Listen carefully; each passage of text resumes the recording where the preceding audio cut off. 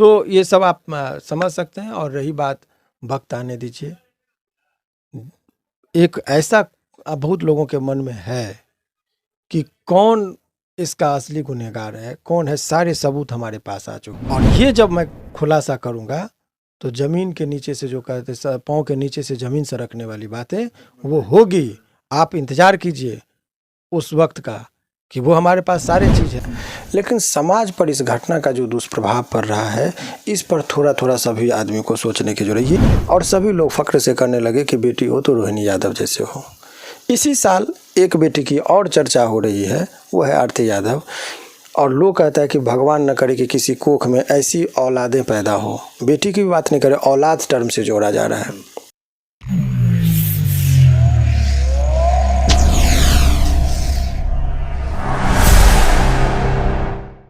नमस्कार, मैं शंभू कुमार, मैं अभी हाई कोर्ट में हूँ। मेरे साथ जाने माने वकील शिवनंदन भारती जी हैं। अभी एक दिन पहले आरती और छोटू के मामले में आरती के पिताजी यहाँ पर आए थे और पीसी किए थे। आरती के पिताजी जिस तरह से मार्मिक बात बोले, जिस तरह से उन्होंने बातों को रखा, समाज में उनके लिए एक अच्छा मैसेज गया। और एक तरफ एक पिता का अभी भी जो आरती पिता के साथ जो की, अभी भी इतना घटना हो, इतने दिनों के बाद आरती के पिता का बेटी के प्रति जो प्रेम दिखा उस वीडियो में दिखा। लेकिन उस वीडियो के आने के बाद आरती जिस तरह से अपना ट्रीटमेंट दिखाई वीडियो अपने चैनल पर आकर के, वो बोलती है कि मेरे पिता जेल से कैसे निकल गए, उनको जेल में रहना चाहिए। सर, कैसे कहेंगे, बाप बेटी का रिश्ता, लोग तो बाप बेटी को जन्म चाहेंगे ही नहीं। देखिए, दरअसल ये है कि ये जो घटना आप देख रहे हैं, जेल जाना, जेल से निकलना, बेल होना, वो एक अलग कोर्ट कचहरी का मामला है। लेकिन समाज पर इस घटना का जो दुष्प्रभाव पड़ रहा है, इस पर थोड़ा थोड़ा सभी आदमी को सोचने की जरूरत है। ये एक सामाजिक मुद्दा बनाया जा रहा है ज़बरदस्ती का।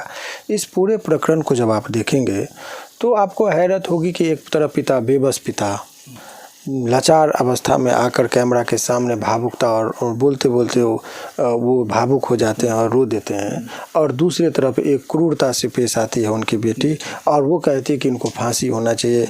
केवल बाप के बारे में नहीं, भाई को, भाभी को, छोटा भाई है या उसके और रिश्तेदार हैं, सभी को फांसी होना चाहिए, तब जाके हमारी आत्मा को ठंडक पहुँचेगी।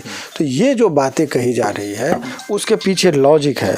तो चलिए ठीक है, ये भी एक अपना विपक्ष और विपक्ष की बात है, उस पर भी ज़्यादा टिक्का टिप्पणी नहीं करते हैं। लेकिन अब देखिए कि इस पूरे साल में यदि बेटियों का, दो बेटी की चर्चा बहुत ही ज़्यादा रही। एक बेटी है रोहिणी यादव, जिसकी चर्चा जब वो अपने पिता को, आदरणीय लालू यादव जी को, जब उन्होंने अपना किडनी दिया तो पूरे विश्व में ऐसी बेटी की चर्चा होने लगी कि बेटा और बेटी में कोई फ़र्क नहीं है। बेटी भी आगे आकर अपने पिता की जान की रक्षा की और सभी लोग फख्र से करने लगे कि बेटी हो तो रोहिणी यादव जैसे हो। इसी साल एक बेटी की और चर्चा हो रही है, वो है आरती यादव। और लोग कहता है कि भगवान न करे कि किसी कोख में ऐसी औलादें पैदा हो। बेटी की भी बात नहीं करे, औलाद टर्म से जोड़ा जा रहा है। तो ये जो आप लोगों को लग रहा है कि क्यों, अब जब कभी देखिए उसके इस एक्टिविटी से, जब कभी भी गाँव की ग्रामीण कल्चर की लड़कियाँ बाहर पढ़ने के लिए अपने गार्जियन को मनाती है तो गार्जियन और पिता अड़ जाते कि नहीं, मैं अपनी बेटी को पढ़ाऊंगा। क्योंकि पति और पत्नी के बीच में जब बात होती है तो लड़की की माँ हमेशा चाहती है कि बच्चे को बहुत अनुशासन तरीके से रखा जाए। तो पिता जिद करके आत्मविश्वास दिखाते हैं अपनी बेटी पर कि मेरी बेटी नाम रोशन करेगी, पढ़ेगी, मैं इसको पटना भी भेजूँगा, दिल्ली भेजूँगा, पढ़ाऊँगा।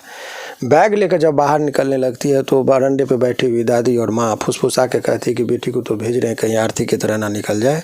तो गाँव घर से, चौखट से बाहर जो कदम रहता है बेटी का, उसको पिता बाहर अंदर घर में कर देते हैं और उनका पढ़ाने का, आगे का भविष्य का प्लान इस डर से कि कहीं बेटी आरती न हो जाए, कैंसिल करा देते हैं।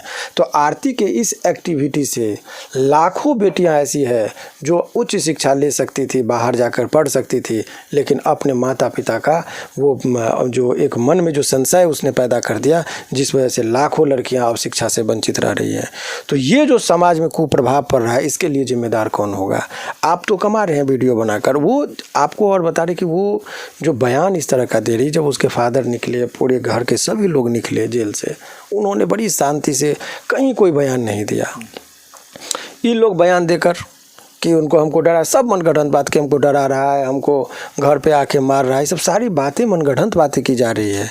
क्यों? क्योंकि वो खुद बोलता है कि मेरे वीडियो का रीच कम हो गया था, वाचिंग टाइम कम हो गया था। तो फिर से वो एक विवादास्पद चीज़ देकर लोगों का सिंपैथी गेन करने के लिए वो जो है सो लोगों के बीच में कभी रोएगी, आपको रोता हुआ वीडियो की देखिए आज आरती जी रो रही हैं, कभी बताएगी कि आरती जी हंस रही हैं, आरती जी डांस कर रही हैं। तो जैसे ही व्यूअर्स बढ़ जाता है तो डांसिंग वाला मोड में आ जाती हैं। कभी जब लगता है तो लोगों के इमोशन और सिंपैथी के साथ वो खेलना जानती है और लोगों को ये दिखाना चाहती है कि हम बहुत अच्छे हैं। और इतनी क्रूरता, जो एक चीज़ जान लीजिए, जो अपने माँ बाप का नहीं हो सका, जो अपने कोख का लाज नहीं रख सका, वो इंसान किसी का नहीं हो सकता है। आदमी के व्यवहार से बहुत कुछ का पता चल जाता है। इसीलिए उसमें सावधान रहने की ज़रूरत है और देखने की ज़रूरत है कि समाज को जो कुछ लोग इस तरह से गुमराह कर रहे हैं, ऐसे लोगों से बचने की सभी लोगों की जिम्मेदारी है और इसका प्रतिकार होना चाहिए। आप जो जाते हैं और इस तरह का एक्टिविटी देखते हैं तो लोगों को उस चीज़ से रुकना चाहिए। रुकना चाहिए सर। ये आरती, हमको लगता है कि आरती, आपको नहीं लगता है कि स्वार्थी के साथ साथ थोड़ा चालाक है?